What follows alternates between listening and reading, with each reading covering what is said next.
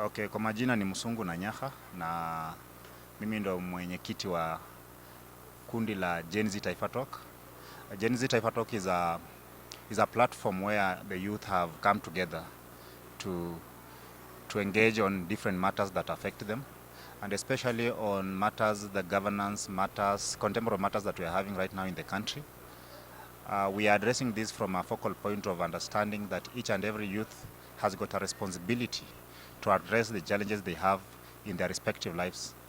And having moved around as Gen Z Taifa Talk, we've engaged several youth across the country. We began our conversation on this matter from Nyamira, Kisii County. We've gone to Migori, we've gone to Nyeri, we've gone to Kiambu County, Mombasa County, we've been there, Kitui County, we've been there, Bungoma County and Trans Nzoia. And at least we have information, and we are well informed about what the youth need, what the questions the youth have, what the answers the youth have in the questions maybe they would want to share with the government. As yesterday I joined the Youth Nation at Masinde Muliro University in the celebration of International Youth Day, where the president graced the event. And this is just to make it clear that there are several concerning issues that the young people raised. I was one of those people who raised issues, and our main concern was how the government is trying to create an amicable way of engaging the youth, because the president had raised an issue of having human resource as an entity to this country, and embracing it from each and every level will help the country salvage itself from all spheres of development, from socio-eco-political development spheres. And the question I raised to the president yesterday was how the president views or perceives, or the answers he has with regards to how the young people are interacting with the government, the police service, and the executive. And also in response, how the government, the executive, the police service, even the parliamentarians relate with the young people. It is unfortunate that from the previous engagements that we've had as the young people with the government, especially the police service and maybe the executive, the appointed members of executive by the president, it has not been diplomatic. And we call upon the government or the president to enact this. We, the young people of this country at this moment, in this era, we are informed, we are learned, we are skilled, and we understand what the country needs, what is happening in the country. And it is very unfortunate that the government is yet to realize that the young people this generation is a woke generation, and they are not ready to handle the young people in a diplomatic way.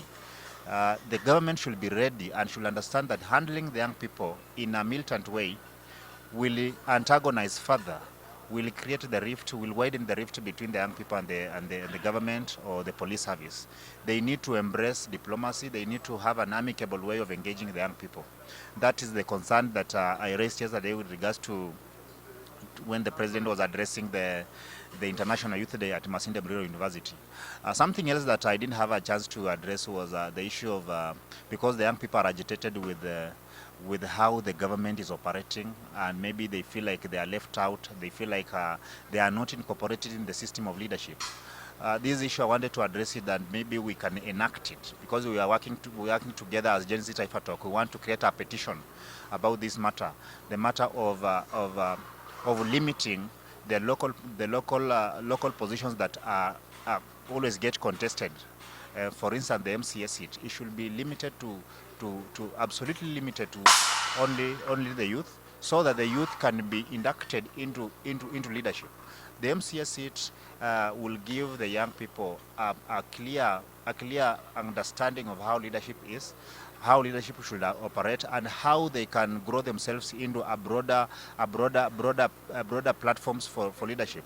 So if we created a law that specifies that the young people should be given the platform of vying for the MCA seat, irrespective of their political party inclinations, this should be a provision that should also go to the Political Parties Act.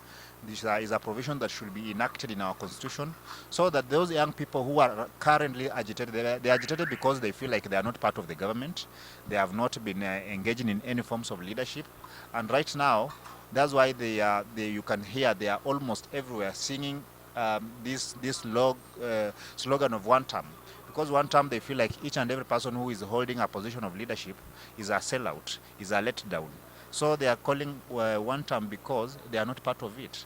They are not part of the government. So when they are given the chance fully to be part of the government, to be part of the leadership of this country, they'll be able to be in the policy formulating organs, in the policy formulating bodies that will help understand and help define a clear operation of the young people, a clear engagement or incorporation of the young people to the government. And the MCA seat is the lowest electable seat in this country.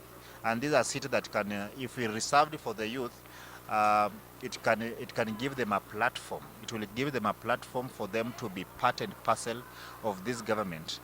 We are having riffraffs here and there because the young people feel like the government is no longer theirs. Feel like the government is taken from them, is being ruled by a cabal of people. So we need to incorporate them. And maybe in the previous constitution that was amended, we had a provision that for one to contest as a president in this country, they were to have a minimum age of 35 years. Maybe we can make that, because it was scrapped off, we can make that to be operationalized for the youth, and specifically for the MCA seat. Because when the youth are holding that position of the MCA seat, even at the county government level, they are able to formulate policies for the youth. At the national level, they'll be able to formulate policies. And because is the most devolved electable seat, it will help the young people to be part and parcel of the government and to fully understand what leadership is. As they grow older, they'll be informed, they'll have been inducted into leadership. Something else that I didn't mention, but I will want to reiterate to the young people. I'm glad that right now we have the Parliament Secretary for Youth, State Department of Youth Affairs and Creative Economy is a youth man, is a comrade like us, and he's a person who understands what the issues the young people are going through, how the young people need to be addressed, how they need to be incorporated. And you've seen since Fikrini Jacobs, the PS for State Department of Youth Affairs, was appointed into that position, we've been having changes. Changes have been happening here and there, and we've seen things are happening for the young people. So if we get those positions, most of those positions, if we give them the young people, there'll be an easy way of interaction between the young people and those young people who have been appointed in positions of leadership. That's something that will create a positive relationship, will create a protagonist relationship between the young people and the government. Because we've also engaged the old people, and the old people believe that the kind of direction the young people are trying to give to the country is a very positive and forward-moving direction. And they are ready to support the young people because I believe they've also understood that these youth people in our country, they are quite informed. Our parents are the ones who have taken us to schools. They know that we've gone through systems that have helped us acquire a lot of skills, and they are ready to support us and also back us in these positions of leadership, in matters that affect the country, in policy formulating bodies. So I call upon all of us as the young people to embrace leadership, to be part and parcel of the leadership, to work hand in hand with the young people, to support each other. We've been working with this slogan, calling it Youth for Youth. We should embrace that as our slogan, because as we near elections, we should mobilize the young people to go for those electable positions, especially the MCS seats and maybe the MP seats. We should be ready to go for them. And that will help us understand fully what leadership is. And it also gives us a platform to grow ourselves socially, politically, and also economically.